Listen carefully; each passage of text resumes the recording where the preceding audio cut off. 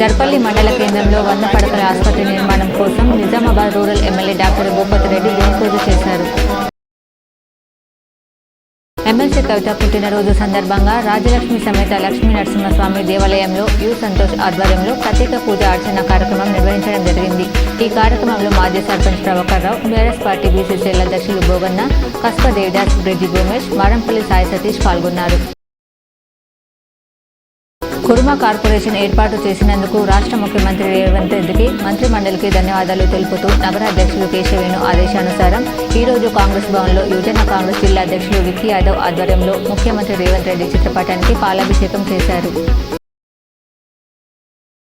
మాక్లూర్ మండలం మామిడిపల్లిలో సుభాష్ గౌడ్కు చెందిన ఈతవాడం దగ్ధమైంది.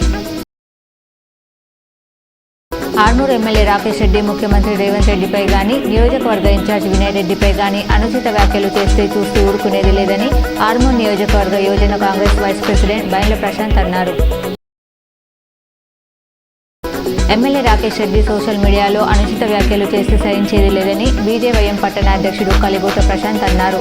ఆర్మూర్ పట్టణంలోని ఎమ్మెల్యే క్యాంప్ కార్యాలయంలో బీజేవైఎం నాయకులు మీడియా సమావేశాన్ని నిర్వహించి మాట్లాడారు. ప్రభుత్వం 21% పీఆర్సీ పెంచినందుకు గాను ఆర్మూర్ పట్టణంలోని ఆర్టీసీ డిపోలో ముఖ్యమంత్రి రేవంత్ రెడ్డి, ఉప ముఖ్యమంత్రి బట్టి విక్రమార్క, ఆర్టీసీ మంత్రి పొన్నం ప్రభాకర్, ఆర్మూర్ కాంగ్రెస్ ఇన్ఛార్జ్ పుదుటూరి వినయ్ కుమార్ రెడ్డి చిత్రపటానికి ఆర్టీసీ ఉద్యోగులు, కాంగ్రెస్ పార్టీ నాయకులు పాలాభిషేకం చేశారు. ఆర్మూర్ తహసీల్దార్ కార్యాలయం ఎదుట మధ్యాహ్న భోజన కార్మికులు సమ్మె నిర్వహించారు. రిచ్పల్లి మండల కేంద్రంలోని నడిపల్లి గ్రామ పంచాయతీ టైబజార్ వేలంపాట బుధవారం నిర్వహించారు. 5 వ్యాపారులు 50,000 డిపాజిట్ చెల్లించి వేలంపాటలో పాల్గొన్నారు.